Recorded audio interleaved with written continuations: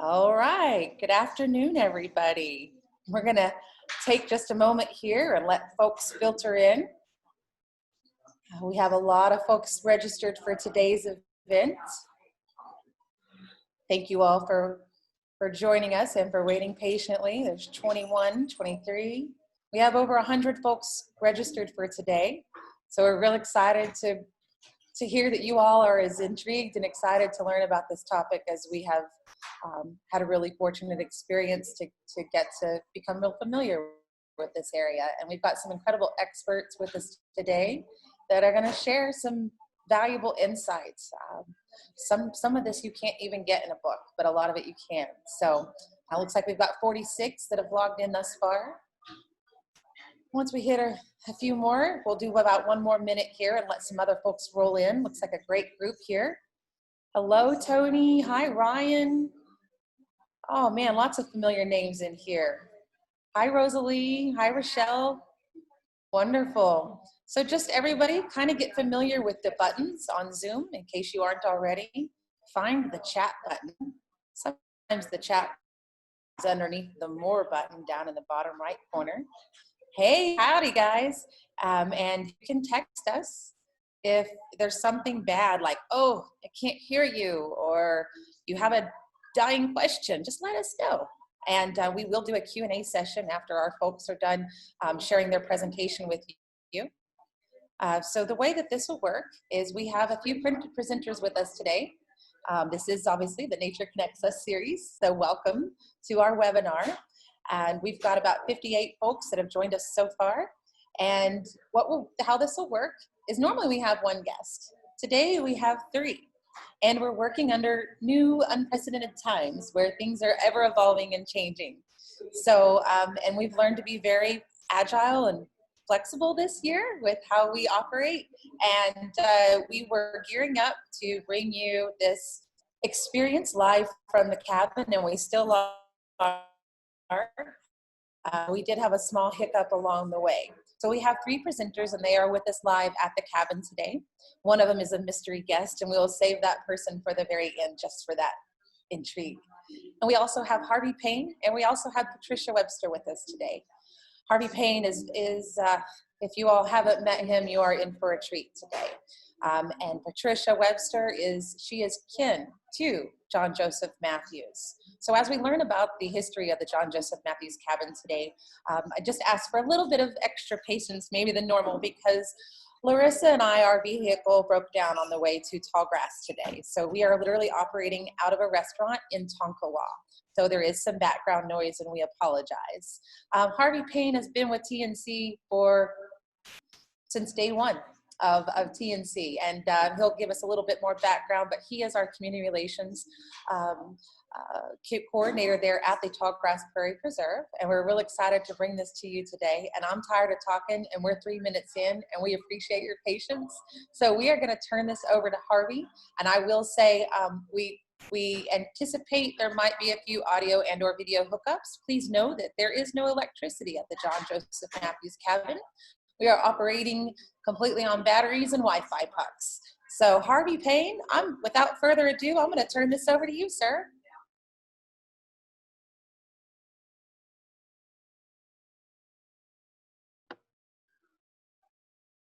Thank you, Katie. Hello, everyone. Hope everyone's having a good afternoon. It's a great day here on the prairie. We're at a very special place, and that is the cabin of John Joseph Mathews. He was a very special person that I had the privilege of meeting first in 1973. And I attended a Rotary meeting in Pawhuska, and the speaker was none other than John Joseph Mathews. And he was showing a film he had put together of prairie chickens on the booming ground. And so exciting. You know, I was raised on a ranch west of Scheidler. We had a lot of prairie chickens, but I'd never seen prairie chickens on a booming ground. And I was so impressed and amazed with his work and what he had to bring. Turned out that film was made just a couple miles from the cabin at most. And that place now is part of the Tallgrass Prairie Preserve.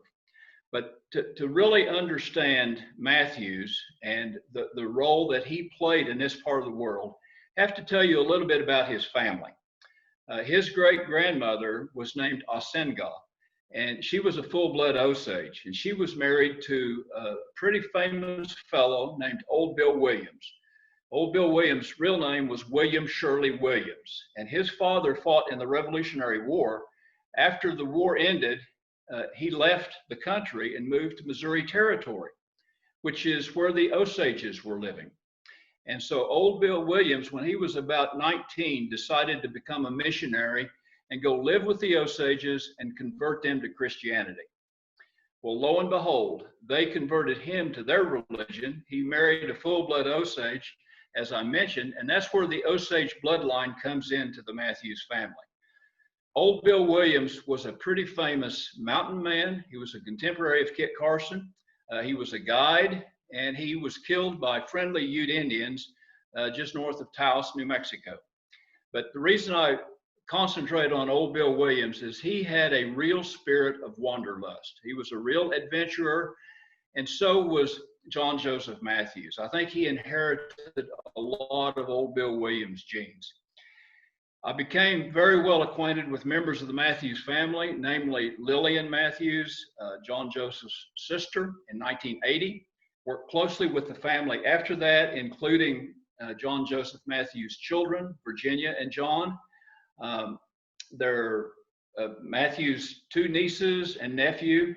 It's a charming family, very much enriched my life getting to know them. But one thing that Lillian Mathews told me is when Old Bill Williams would come and visit family, he would always sleep in the yard. He would never sleep in a house. It didn't matter if there was snow on the ground, he'd wrap himself in a blanket and sleep on the ground. You'll understand more about that when Patricia gives her talk from Mathews' porch here. But anyway, Mathews was born in 1894 in Pawhuska. His father was very prominent within the tribe. His father was 1/4 Osage. His name was William Shirley Mathews. And so he was a treasurer for the tribe. He was a tribal court prosecutor. He was very active in the tribe. So anyway, Mathews was born and raised in Pawhuska, went to Pawhuska High School, graduated, went to the University of Oklahoma, and World War I broke out. He dropped out of school and joined the Army, and he was put in the Signal Corps, which much later became the Air Force. Mathews was a pilot in World War I. He didn't leave the country. He was just in the United States. He didn't fight in any battles. He was a flight instructor, but he was a very good pilot. And one reason is because he had good night vision. And you see the photo on the screen of his biplane. You had to be quite a pilot. Aviation was 15 years old, and here's Mathews flying a biplane around the country, literally by the seat of his pants. After the war ended, he returned to the University of Oklahoma, got a degree in geology, and then went to Oxford University. That's pretty rare.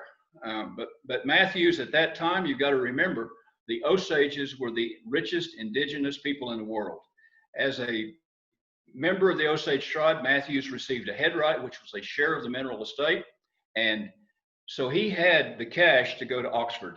He got a degree from Oxford in natural sciences.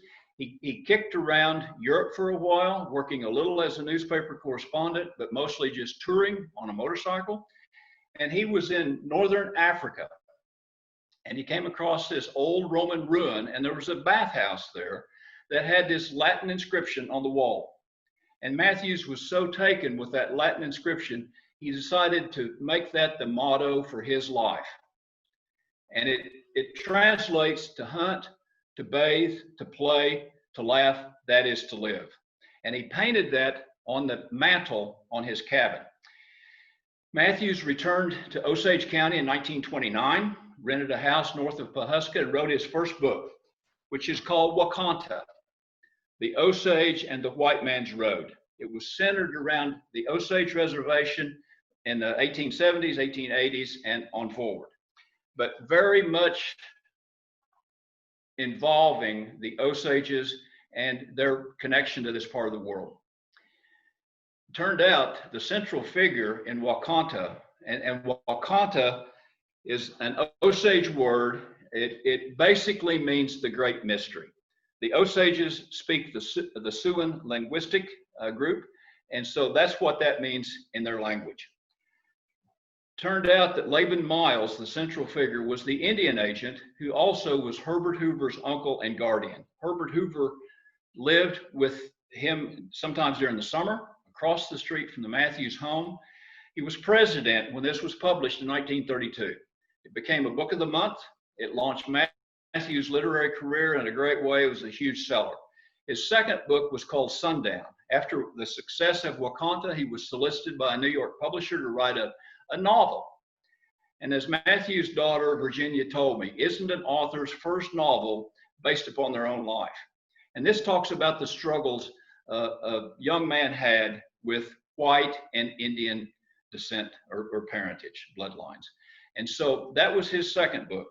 Mathews built this cabin where we are now, a one-room cabin with a screened-in sleeping porch and a little framed-in area for a kitchen that later he added a kitchen. So he moved into this cabin in 1932. And his idea was to observe wildlife and nature. Mathews was not only a famous writer, he was a naturalist. He loved to draw.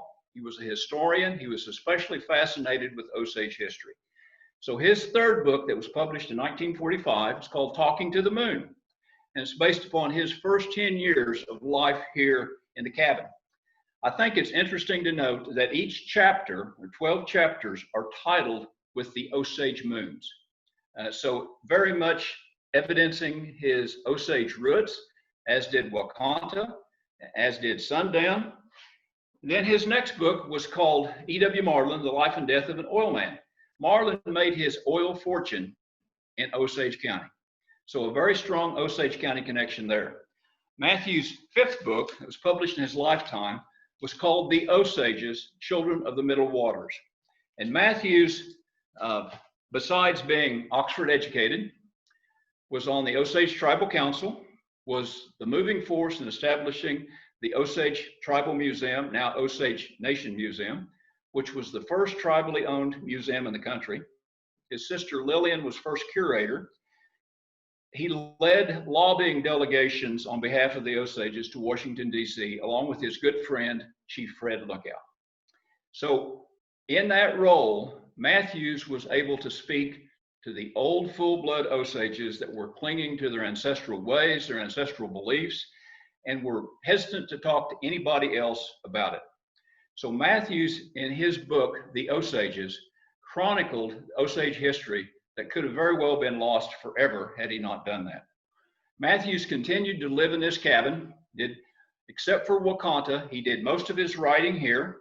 He wrote a weekly column for the Pawhuska Journal-Capital and called Our Osage Hills, and he lived here with his wife, his second wife, Elizabeth, until ill health forced him into Pawhuska in the early 70s. If you're interested in learning more about Mathews, we have several great resources. First is Michael Snyder's biography, John Joseph Mathews, Life of an Osage Writer. A very good biography that tells so much about Mathews' life. The second source is Snyder put together a book based upon Mathews' writings called Our Osage Hills.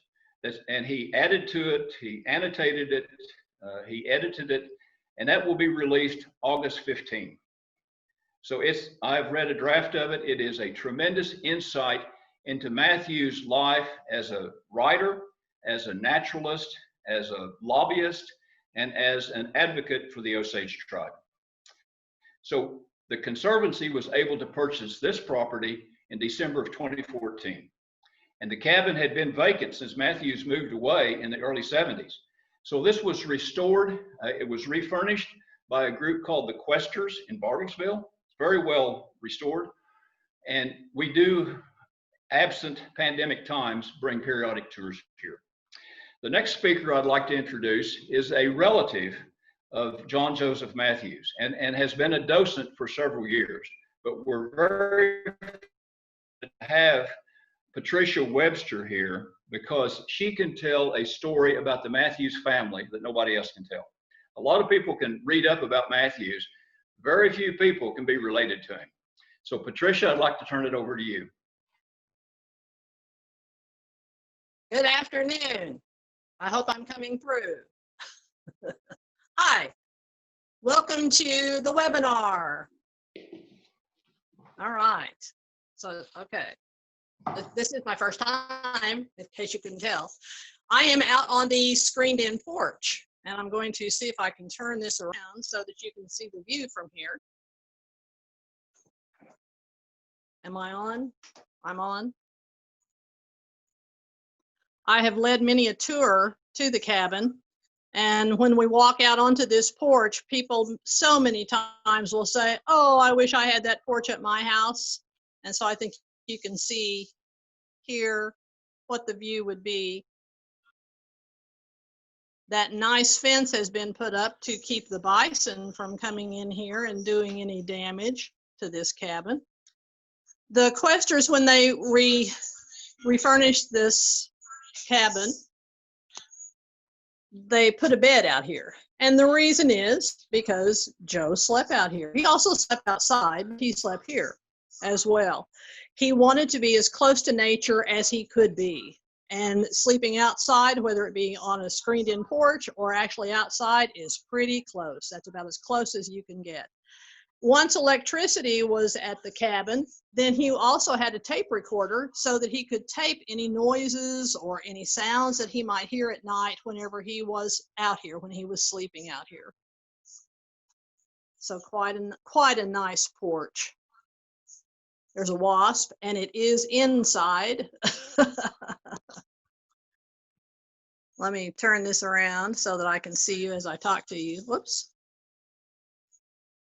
There we are.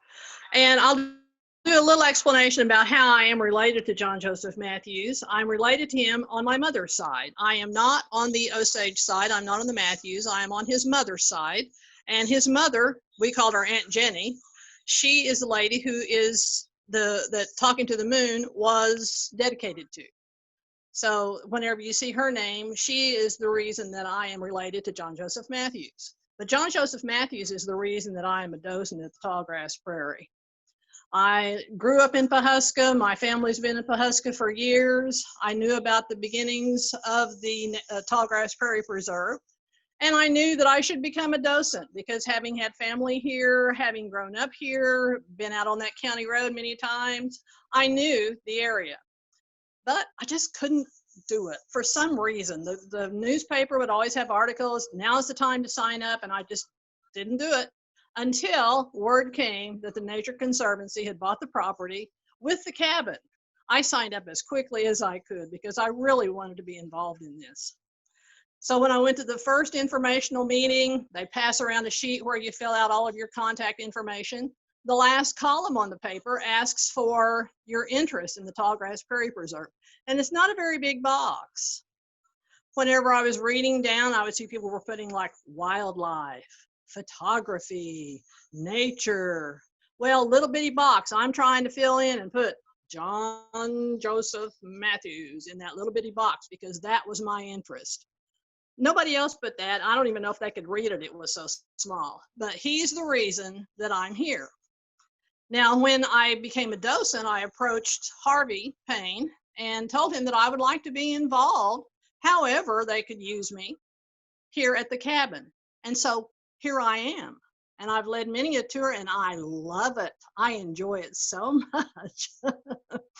So anyway, I think we are about ready for our special guest. He and I were talking just a few minutes ago. I want to show you something. We were talking about the stones used here at the Blackjacks.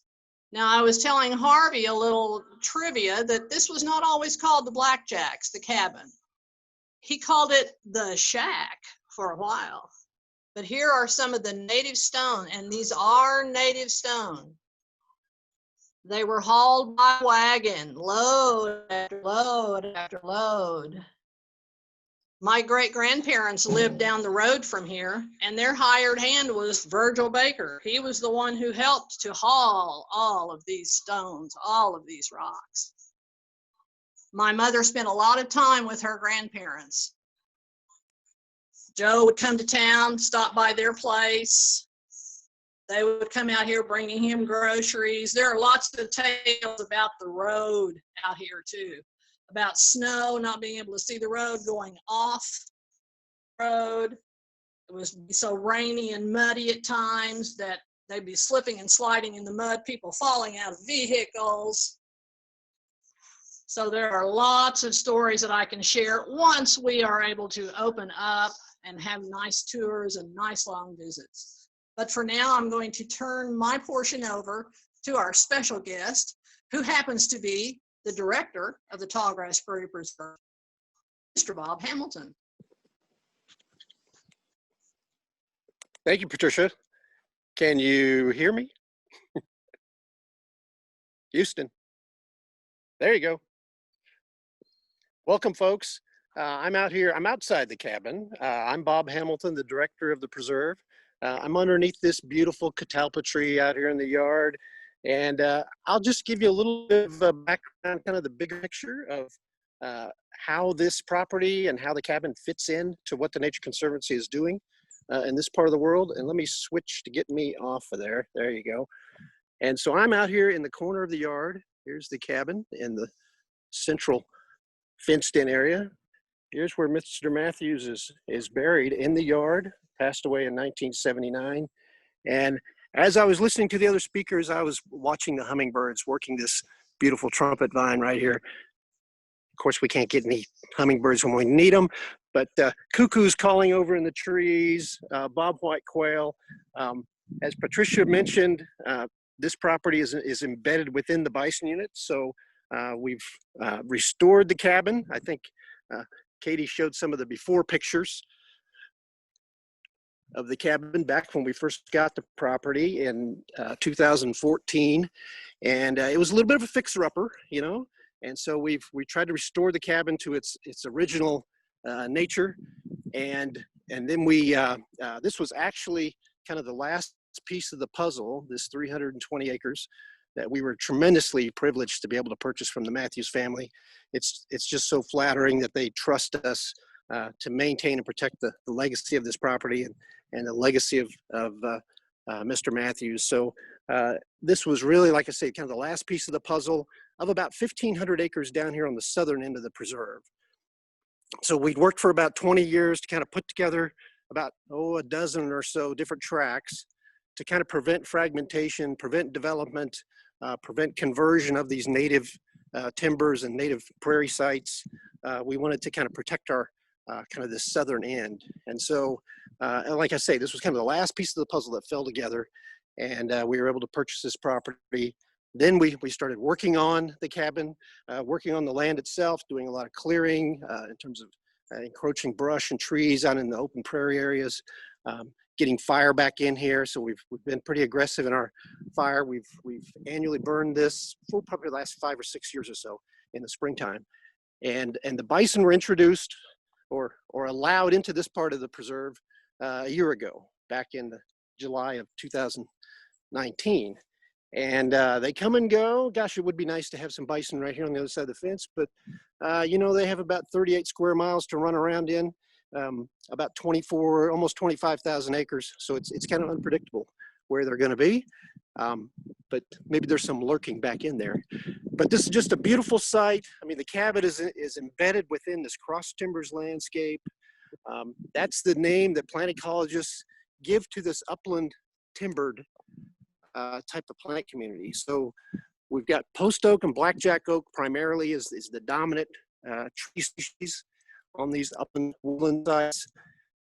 And these woodlands were here originally. This is part of the original landscape. So the 1872 General Land Office survey that was first done shows these native sites embedded within the prairie. And it's really because of the geology, the underlying geology. So where you have a very thin stone, rocky type soil, Pennsylvania sandstone, that's where these native trees can dominate and persist on the uplands. So this is not a bottomland forest, this is upland forest. And I think of it as kind of islands of timber in the sea of grass. And the prairie, for the most part, is out in the Permian limestone based geology. So it's all part of the ecological diversity of this native landscape. So again, we're just tremendously flattered and almost overwhelmed with the opportunity to protect this property and work with the Mathews family. Just a quick shot of kind of the adjacent storage building that Mr. Mathews built later, I think in the 1960s. And I believe this is his hand-done artwork that kind of represents, I believe, his version of the evolution of mankind. So kind of some interesting original hand-done artwork here.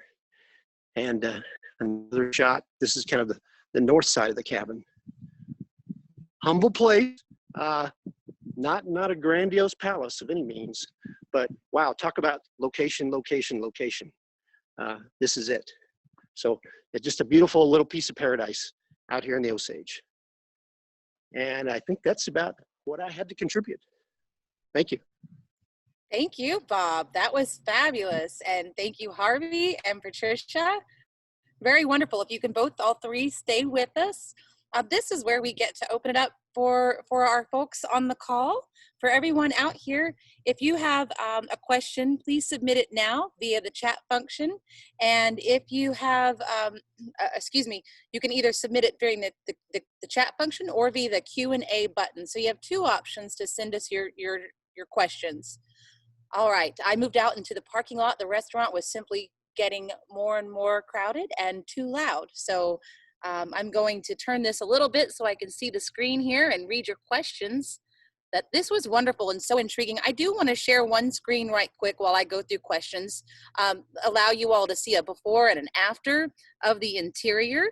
You can see how well the docents and the staff there at Tallgrass Prairie Preserve worked to preserve and replicate the interior design as well. So very nice and exciting to see that. I also want to, forgive me, I'm going to flash through a few slides here. I want to show you one other photo here. I don't know the years on these. We were trying to zoom in on the calendar to see some dates, but you can see obviously John Joseph Mathews on the left in his earlier years in the cabin, and also in the cabin again in his later years. And if you look, this is like one of those games. If you look closely, you will observe that's the same lamp, that's the same chair. Okay, so I find these types of before and after type pictures incredibly intriguing. So I wanted to share that with you all. Looks like we've got some questions flowing in. So let me unshare my screen here and pull up the questions right quick. All right, we got lots. All right, fantastic. All right, Bob Hamilton. Nanette Kelly wants to know, when was the first land survey done and where can it be found? Bob Hamilton, let me unmute you, sir, so you can come join us. There you go. All right. What was the first land survey done? When was it first done and where can it be found? Yeah, for this part of Oklahoma, it was 1872, and the shorthand version is the GLO, people call them, but the General Land Office Survey. And yeah, completed in 1872. It was repeated, I think it was like 1906 or so. They came back, the original survey in 1872. That was, implementing the township section range system that we have in terms of describing real estate.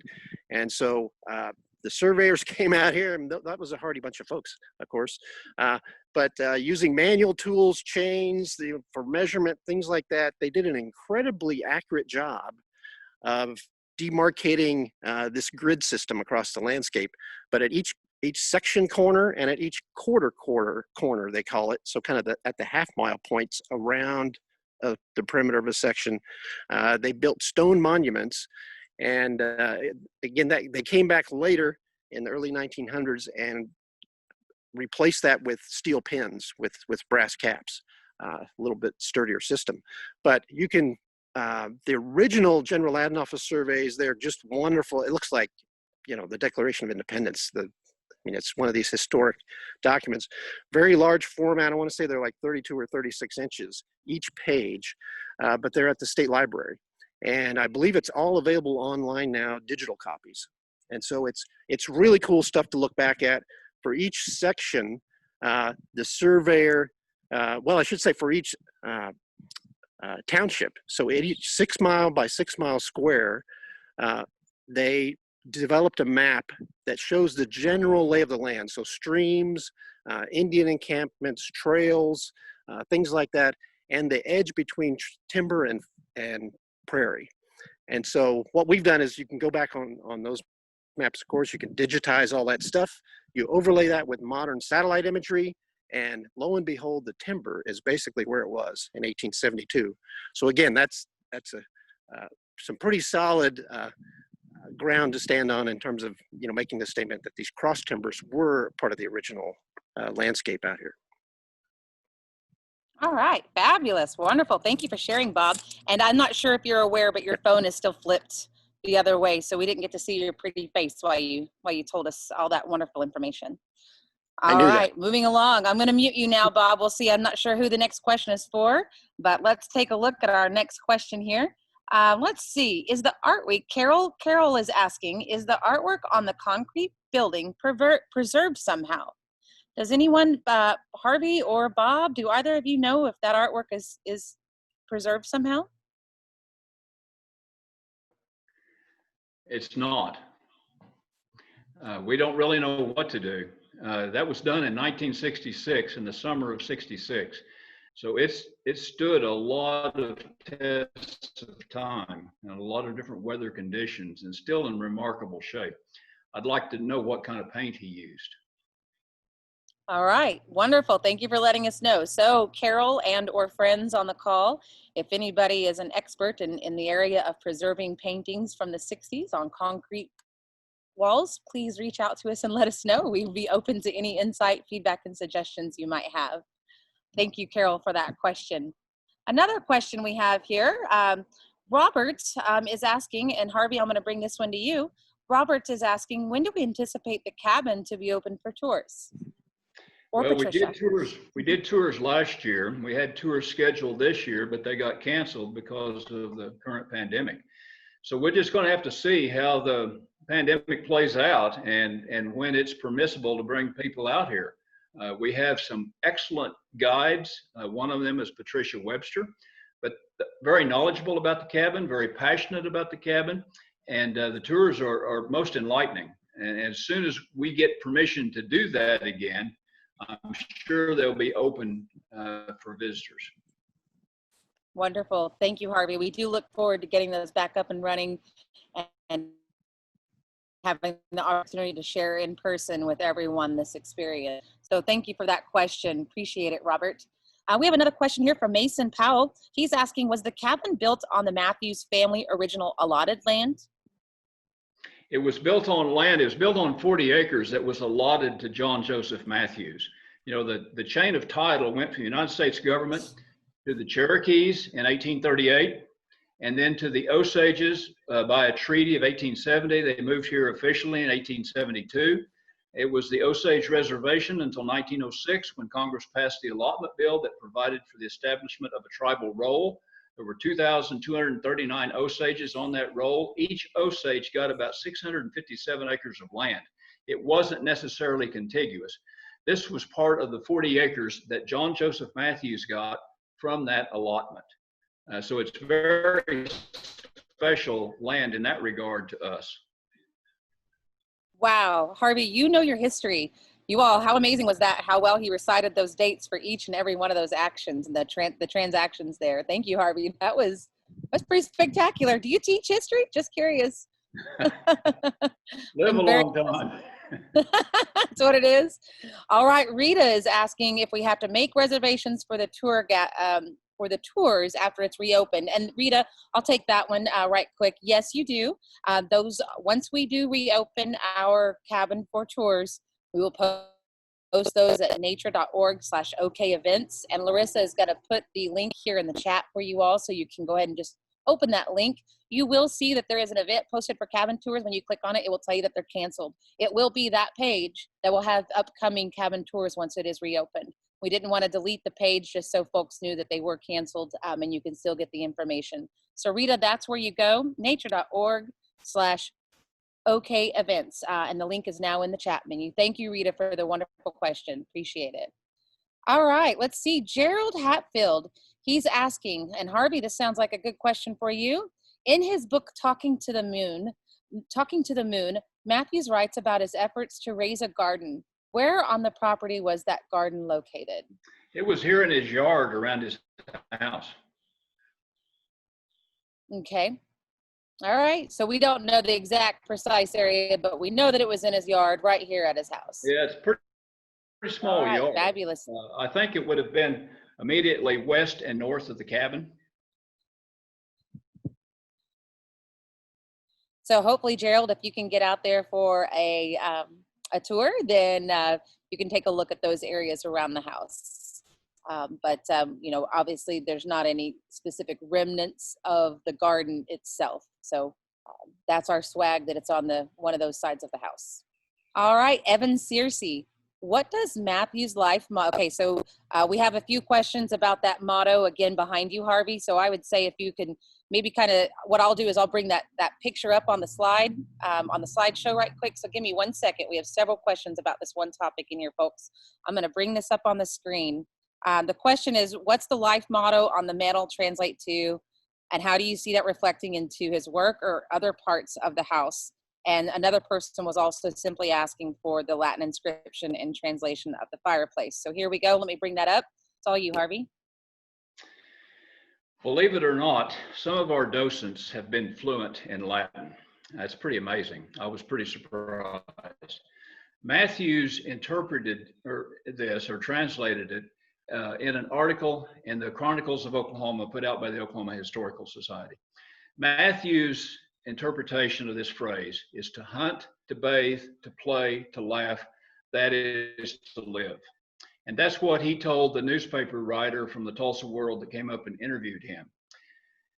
Some of our Latin students tell us that that is not an exact literal interpretation, that Mathews kind of cleaned it up for general audiences. But Mathews, if you look at his life, he lived life to the fullest. And I think he pretty well followed what he adopted as his motto.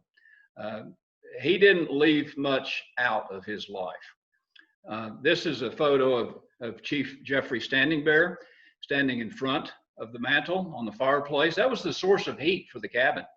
That was it. We still have those original andirons. But when Jeffrey came out here, he stood in front of that fireplace, took his cap off, placed it over his heart, and said, "John Joseph Mathews was my hero. He did more than anyone else for the Osage people." That's pretty powerful. Jeffrey's a real historian in his own right.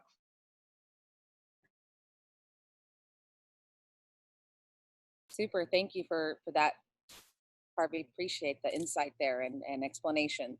So I think we knocked out about 3 questions with that one right there. So it is a very intriguing focal point of the cabin. So hopefully if you do get to come out for a tour, you can walk right up to it, get your own photo made with it, see it, touch it, smell it. It's pretty fabulous. We've got some other questions as well.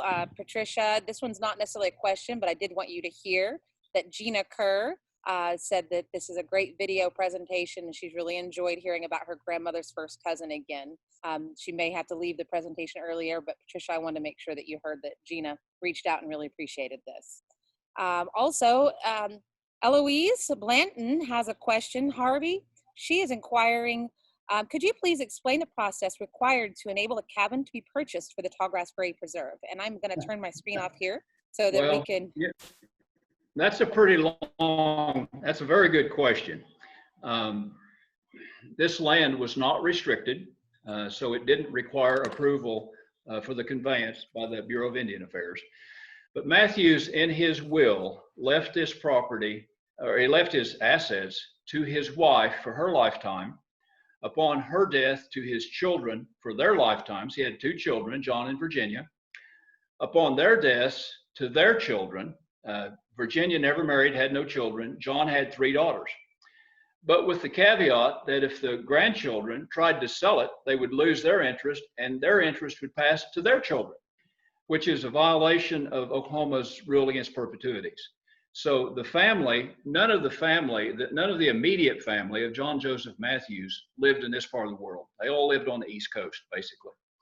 And so they would like to sell this. They had leased it out forever. The Conservancy had the privilege of leasing it for a few years. And then they wanted to sell it. So they hired an attorney in Ponca City to do a quiet title action in the District Court of Osage County to negate the invalid portions of John Joseph Mathews' will and give them the authority to sell it. And so then we were able to buy it. And it's a miracle that this cabin is still standing. It was abandoned for so long. And it's pretty much a miracle that the Nature Conservancy was able to purchase this property for many reasons. And Bob listed most of those. So we feel honored, and we feel a sense of responsibility to the Mathews family to carry on the legacy of John Joseph Mathews. And that's a heavy load, but people like Patricia Webster make that load a lot of fun. This cabin has such a historical significance in its own. Mathews entertained literary giants here, like Paul B. Sears, author of Deserts on the March, and early landmark work on conservation. A Yale professor, before that was a professor at the University of Oklahoma, is in the Oklahoma Hall of Fame. He stayed right here in the cabin with Mathews. Also Frank Dobie, a very well-known writer, and a number of other luminaries came to this cabin. As Patricia said, it wasn't a walk in the park to get here. It was a real challenge to be able to drive a vehicle here, and sometimes you just couldn't do it. So we're very thrilled to have it. I also think, Mathews, as Bob said, is buried here in the yard. He was such a student and lover of nature. I think he would be so thrilled to have bison that were killed out since 1851 of this part of the world. I think he would be so thrilled to have bison roaming on his property. He also was a very avid photographer, a very avid cinematographer, and he would be taking pictures of bison here like crazy, I promise you. That's a long answer to a short question, but a very good question. So what I just heard, Harvey, is that you all would still be really close buddies out there shooting photographs together. And if you read Mathews' works, if you read Our Osage Hills, when Mathews was a young boy, he would ride his horse Bally across the prairies that were the Tallgrass Prairie and take his dog Spot and go on extended camping trips. He'd be gone several days by himself. He loved to do that. That's kind of the way I grew up. And I have an interest in photography, and that's what drew me to Mathews to begin with. So I would love to have John Joseph Mathews join us on this webinar. I would love to hear what he'd have to say. Well, I think he's at least there with us in spirit. That's wonderful. Thank you for sharing all of that. That was very visual. So thank you. Great question, everyone. So thank you, Eloise. We've got another one. Larry Hall, by the way, everyone. Larry Hall's photograph was featured on our opening screen, and it will also be on our closing screen if you didn't get a chance to see it initially. Larry's one of the wonderful docents out of the Tallgrass Prairie Preserve, and obviously an incredible photographer as well. And so we're really fortunate to get to highlight some of his photography from the area. So thank you, Larry, for sharing that with us. Larry's asking, Harvey, when was electricity brought to the cabin? That's a good question. We don't know for sure. There was no electricity here to begin with. But with rural electrification, it was probably in the late 40s or early 50s. Mathews married for the second time in 1945, and his wife wanted a kitchen. So that's when he added on, and when he added on to this cabin, he built another small room with another fireplace that she cooked over and had a single water line coming in here, only cold water only. And so they drilled a water well and had a well house, and then had a single water line coming in here. But he had an outdoor shower. I don't know if Bob showed you the outdoor shower, but Mathews had an outdoor shower where he would use. Before that, he used a bucket with a faucet on it hung over a tree limb. So to answer Larry's question, I researched the records in the county clerk's office to see if there was a right-of-way easement to a power company. Couldn't find anything, but it had to be in the late 40s or early to mid 50s.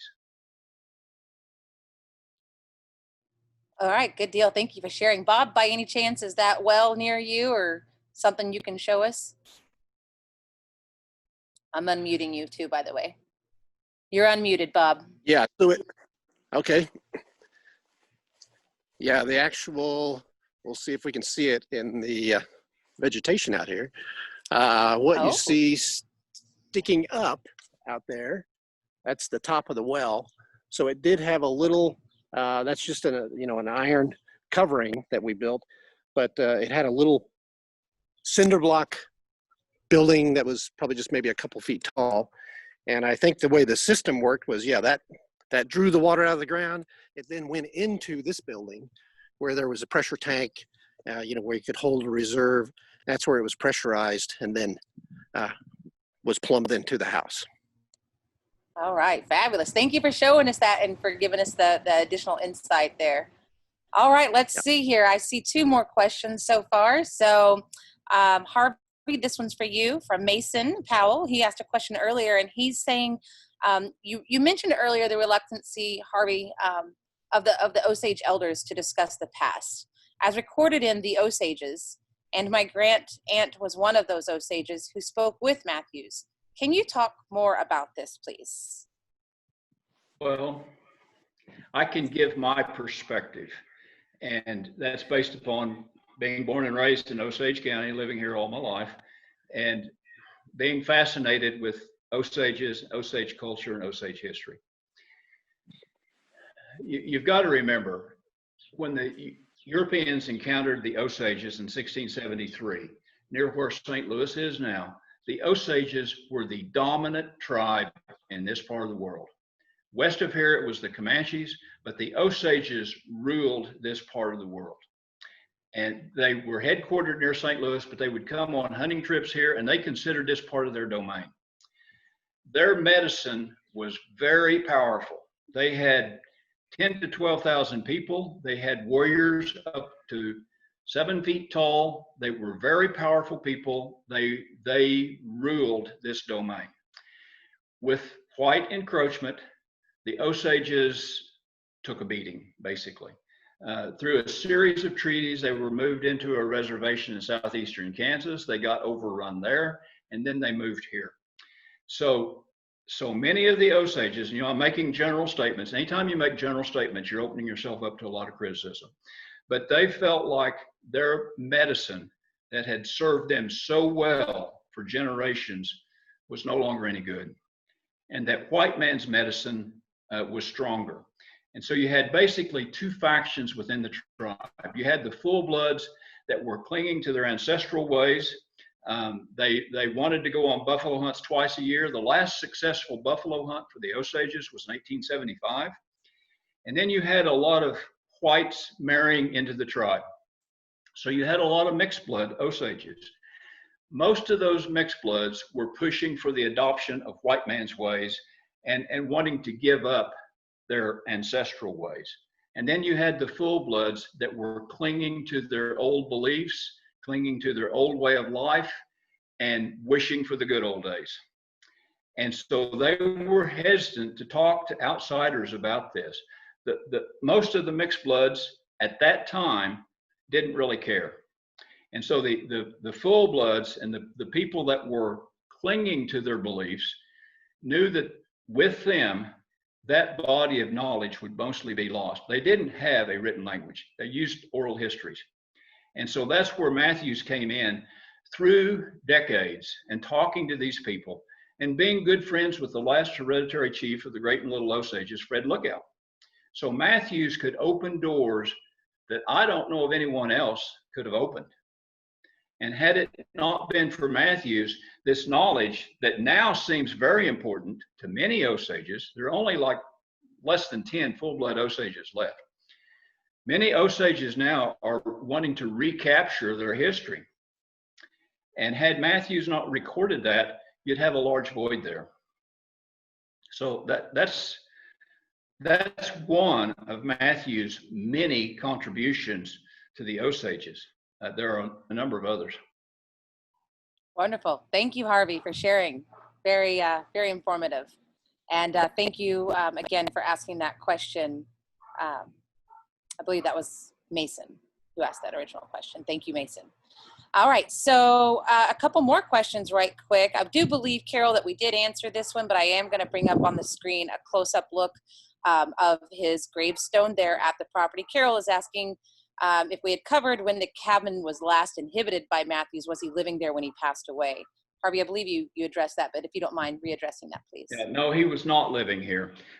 He and his wife, Elizabeth, were getting along in years, and they were having health issues. And as Patricia said, the drive to Pawhuska was quite an ordeal much of the time. So they decided to move it into town. And they lived the first year or two in a motel there on the west side of Pawhuska. And then John Hunt, Elizabeth Mathews' daughter, bought a home in Pawhuska, and John Joseph Mathews and Elizabeth moved into that home. And that's where he was living when he died. Wonderful. Thank you, Harvey. So we have a couple more questions here, and I think they're going to roll into one. And I'm going to go ahead and ask them, and I think this will kind of bring us to some of our closing talking points as well that these are alluding to. Jan is asking, do we have a good record of his advocacy issues? And then Rosalie is asking, are his books still in print? Well, his books are in print. We sell all of them at the gift shop, which is now closed, but it'll be open someday. They also sell them all at the Osage County Historical Society and Museum in Pawhuska.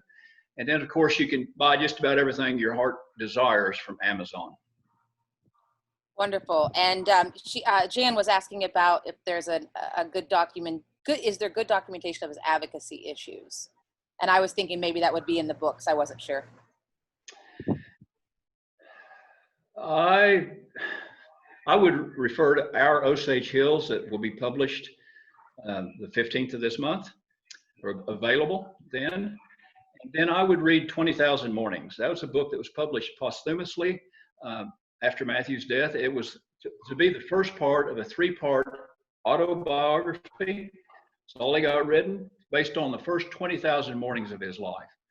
Well, I think those two resources would be the best. Super, wonderful. Thank you, Harvey. Appreciate that. All right, well, it looks like we have answered all the questions. And just another big thank you to Harvey, to Bob, Patricia. We greatly appreciate you taking your time today, and also filling in as the IT experts for us. So since we couldn't be there, we greatly appreciate your patience and forging forward to still make this happen. We did have somebody mention just now, perhaps the Harvard Art Museum Strauss Center for Conservation and Technical Studies can provide more conservation suggestions for the outdoor painting. Thank you to whomever sent that. We greatly appreciate that feedback, and we will do some research. Thank you. So this, any closing words, Harvey? We thank you for your interest. We thank you for your interest in the Tallgrass Prairie. We thank you for your interest in John Joseph Mathews and the legacy that he left here. And, you know, we've just hit the high spots, and hopefully this will tweak people's interest, and they will read his books, and they will read the other 2 books that I mentioned by Michael Snyder. Absolutely. I mean, Mathews was such a special, very interesting, very, very intelligent person. Fabulous. Thank you, Harvey. And for everyone, if you want to learn more, we recommend going to nature.org/Oklahoma. And on there, you will see, let me show you right quick. Once you go to that web page, just scroll on down, and you're going to see a feature for the historic Mathews Cabin. Right here, it's the first feature story. Click on it, and we have a more in-depth story on our website. This story will also show you a list of his publishings, of the work that he had published, as well as additional information into some of his family history and relations with the Osage tribe. Additionally, on this page, we also first off need to give a mega shout out to Larissa Balzer, our community engagement coordinator, and also our puppeteer, air traffic control, and audio specialist for today's webinar. She wrote this story and worked in conjunction with Harvey, with Patricia, and also with some of his other family members, as well as the Osage, and to put all these pieces together. So kudos to Larissa. We really appreciate you helping us document this history in utilizing today's technology. At the bottom of that story, there is a wonderful video that she partnered with one of our volunteer videographers, Ryan West of Going West Productions. And on this video, you're going to see some more in-depth interviews with Harvey and with Patricia. It's a very well-produced piece. Gives me goosebumps, and I highly recommend you check it out.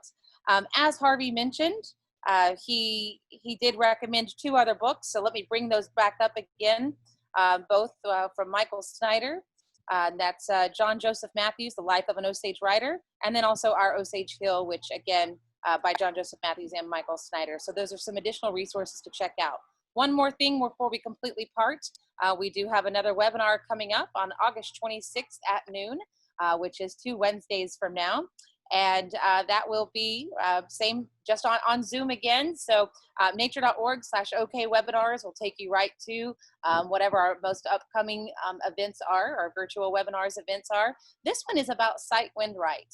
How do we go about siting wind development right in order to protect our iconic landscapes and our sensitive wildlife?